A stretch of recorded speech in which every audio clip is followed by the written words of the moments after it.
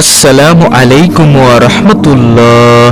প্রিয় দর্শক, আজকের ভিডিওতে যে 5টি আমলের কথা আমি আপনাদেরকে বলবো, এই আমলগুলো করতে বড়জোর 1 মিনিট বা 2 মিনিট সময় লাগবে, কিন্তু এর ফজিলত হলো হাসরের ময়দানে নেকের পাল্লায় এই আমলগুলোর ওজন অনেক ভারী হবে ইনশাআল্লাহ। আপনি কি চান যে মৃত্যুর পর হাসরের ময়দানে যখন আপনার আমলনামা ওজন দেওয়া হবে তখন মিজানের ডান দিকের নেকের পাল্লাটা ভারী হোক? যদি আপনি এটা চেয়ে থাকেন তাহলে আজকের এই 5টি আমল আপনার জন্য। আজ থেকে এই 5টি আমল শুরু করবেন, মৃত্যু পর্যন্ত করবেন, মিজানের পাল্লা অবশ্যই ভারী হবে ইনশাআল্লাহ। প্রিয় দর্শক, অনেকের অফিস বা কর্মস্থলে ইবাদত বন্দিগি ও নেক আমলের তেমন সুযোগ সময় পাওয়া যায় না, কিন্তু অফিসে বা কর্মস্থলে কাজের ফাঁকে ফাঁকে অল্প সময়ে অনেক ফজিলতপূর্ণ আমল করা যায়। কাজের ফাঁকে 1 মিনিটে অনেক ভালো কাজ করা যেতে পারে এবং বিশাল সওয়াব পাওয়া যেতে পারে। শুধুমাত্র 1 মিনিটের সতর্ক আমলে আমলনামায় অনেকগুলো সওয়াব ও পুণ্য লেখা হবে। প্রিয় দর্শক, তাহলে চলুন একে একে প্রত্যেকটি আমলের সাথে আপনাদেরকে পরিচয় করিয়ে দিই। আজকের ভিডিওর 5টি আমলের মধ্যে সর্বপ্রথম আমলটি হচ্ছে নম্বর 1, মনে মনে দ্রুত গতিতে 3 বার সূরা ফাতিহা পড়া যায়। এভাবে আমল করলে 1800-এর বেশি নেকি হাসিল করা যায়। প্রিয় দর্শক, এখন আপনি বলতে পারেন সূরা ফাতিহার ফজিলত কি কি? সূরা ফাতিহার ফজিলত হলো, হযরত আলী রাদিয়াল্লাহু তাআলা আনহু বলেছেন, কোন বিপদে পতিত ব্যক্তি 1000 বার সূরা ফাতিহা পাঠ করলে ওই ব্যক্তির আর বিপদ থাকতে পারে না। হযরত ইমাম জাফর সাদিক রাদিয়াল্লাহু তাআলা আনহু বলেছেন, 41 বার সূরা ফাতিহা পাঠ করে পানিতে ফু দিয়ে কোনো অসুস্থ ব্যক্তিকে খাওয়ালে অসুস্থ ব্যক্তি সুস্থ হয়ে যাবে। এছাড়াও রয়েছে আরো অনেক ফজিলত। তাহলে প্রিয় দর্শক, 5টি আমলের মধ্যে সর্বপ্রথম আমল গেল সূরা ফাতিহা পাঠ করা, যত বেশি পারেন কমপক্ষে 3 বার।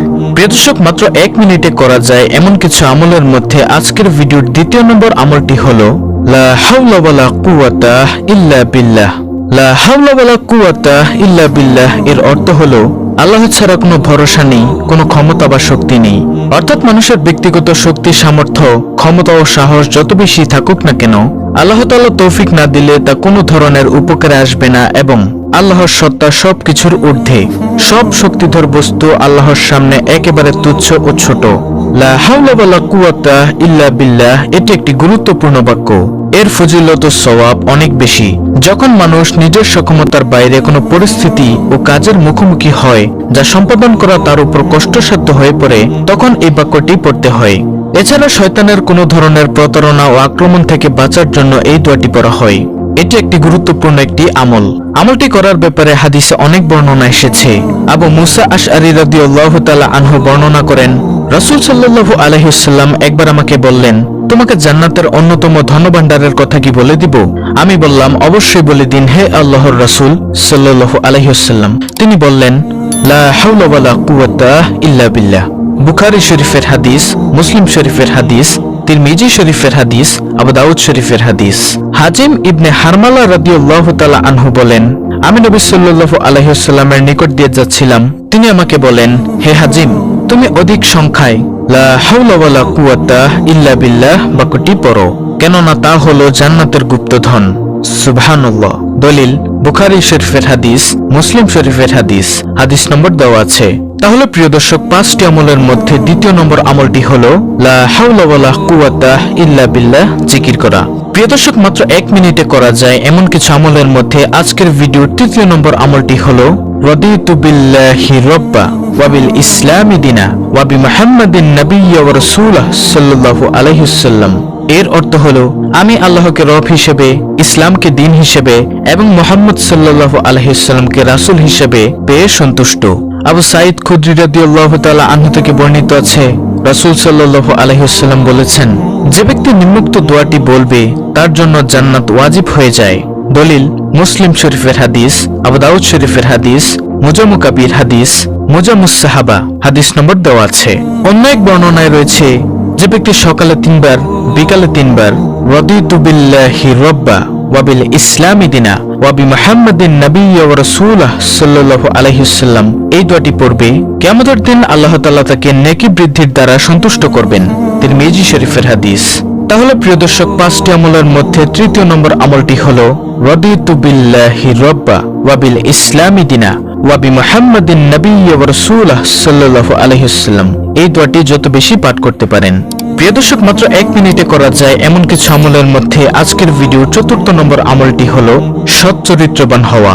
প্রিয় নবী সাল্লাল্লাহু আলাইহি ওয়াসাল্লামের যে গুণ বর্ণনায় কোরআনুল কারিমে আল্লাহ তাআলা আয়াত নাজিল করেছেন তা হলো সৎ চরিত্র বা মহান চরিত্র, যে চরিত্র থাকবে না কোনো গুনাহের চিন্তা।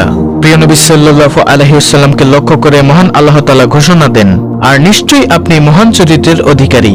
কিয়ামতের ময়দানে এই উত্তম চরিত্রের লোকদের আমলনামা হবে 7 আসমান ও 7 জমিনের চেয়ে ভারী। প্রিয় দর্শক, এই সৎ চরিত্রের সংক্ষিপ্ত পরিচয় হলো হালাল গ্রহণ করা, হারাম বর্জন করা, আর নিজ পরিবারের স্ত্রী, সন্তান, মা বাবা ও ভাই বোনদের সঙ্গে উত্তম ও উদার ব্যবহার করা। তাহলে প্রিয় দর্শক, 5টি আমলের মধ্য থেকে গেল 4র্থ নম্বর আমল, অর্থাৎ সৎ চরিত্রবান হওয়া। প্রিয় দর্শক, মাত্র 1 মিনিটে করা যায় এমন 5টি আমলের মধ্যে আজকের ভিডিওর সর্বশেষ 5ম নম্বর আমলটি হলো ইস্তেগফার করা। ইস্তেগফার মানে হলো ক্ষমা প্রার্থনা করা, আল্লাহর কাছে মাফ চাওয়া। প্রতিদিন বুঝে না বুঝে নিজের অজান্তে অসংখ্য মানুষ ভুল করে বসে, অধিকাংশ সময় জেনে বুঝে শুধুমাত্র কুপ্রবৃত্তির অনুসরণ করে পাপ করে ফেলে মানুষ। তবে আল্লাহ তাআলা পাপাচারে লিপ্ত বান্দার জন্য ক্ষমার দুয়ার খোলা রেখেছেন সব সময়। তাই মানুষ যতই ভুল করুক না কেন, অনুতপ্ত হৃদয়ে আল্লাহর কাছে ক্ষমা চাইলেই তিনি ক্ষমা করবেন। পবিত্র কুরআনুল কারিমে আল্লাহ তাআলা বলেন, এবং আমি অবশ্যই ক্ষমাশীল তার প্রতি যে তওবা করে, ঈমান আনে, সৎকর্ম করে ও সৎ পথে অবিচল থাকে। সূরা তাহা আয়াত নম্বর 82। আরেক আয়াতে এসেছে, যে ব্যক্তি কোনো মন্দ কাজ করে ফেলে বা নিজের প্রতি জুলুম করে বসে তারপর আল্লাহর কাছে ক্ষমা চায়, সে অবশ্যই আল্লাহকে অতি ক্ষমাশীল পরম দয়ালু পাবে। সূরা নিসা আয়াত নম্বর 110। রাসূল সাল্লাল্লাহু আলাইহি ওয়াসাল্লামের কোনো গুনাহ ছিল না, তিনি ছিলেন নিষ্পাপ। এরপরও তিনি দিনে রাতে প্রচুর পরিমাণে ইস্তেগফার পাঠ করতেন, আল্লাহর কাছে কেঁদে কেঁদে দোয়া করতেন। ইবনে আব্বাস রাদিয়াল্লাহু তাআলা আনহু থেকে বর্ণিত, রাসূল সাল্লাল্লাহু আলাইহি ওয়াসাল্লাম বলেছেন, যে ব্যক্তি বেশি বেশি ইস্তেগফার করে আল্লাহ তাআলা তার সব সংকট থেকে উত্তরণের ব্যবস্থা করে দেন, তার সব পেরেশানি দূর করে দেন এবং তাকে এমন জায়গা থেকে রিজিক দান করেন যা সে কল্পনাও করতে পারে না। সুনানে আবু দাউদ হাদিস নম্বর 1518। ইস্তেগফারের মাধ্যমে আল্লাহর রহমত ও নিয়ামত লাভ করা যায়। ইস্তেগফারের ফজিলত সম্পর্কে কুরআনে কারিমে এসেছে, ইস্তেগফারের ফলে আল্লাহ তাআলা তোমাদের প্রতি সুষম বৃষ্টি বর্ষণ করবেন, আর তোমাদের সম্পদে প্রাচুর্য ও সমমানের বরকত দিবেন এবং তোমাদের জন্য বাগবাগিচা, পানির ফোয়ারায় শোভিত করবেন। সূরা নূহ আয়াত 11 থেকে 12। মোট কথা, তওবা ও ইস্তেগফার মুমিন ও মুত্তাকিদের এক বিশেষ গুণ। মানুষকে আল্লাহ তাআলা তার ইবাদত বন্দেগী ও তার আদেশ নিষেধ মেনে চলার জন্য সৃষ্টি করেছেন, কিন্তু মানুষ শয়তানের প্ররোচনায় পড়ে জীবনের বিভিন্ন ক্ষেত্রে আল্লাহ তাআলার আদেশ নির্দেশ লঙ্ঘন করে বসে, আল্লাহ তাআলার হুকুম মেনে চলার ক্ষেত্রে ভুল করে। তাই আল্লাহ তাআলা তার সে ভুল বা গুনাহ থেকে মুক্তি দানের জন্য তওবা ও ইস্তেগফারের ব্যবস্থা করে রেখেছেন।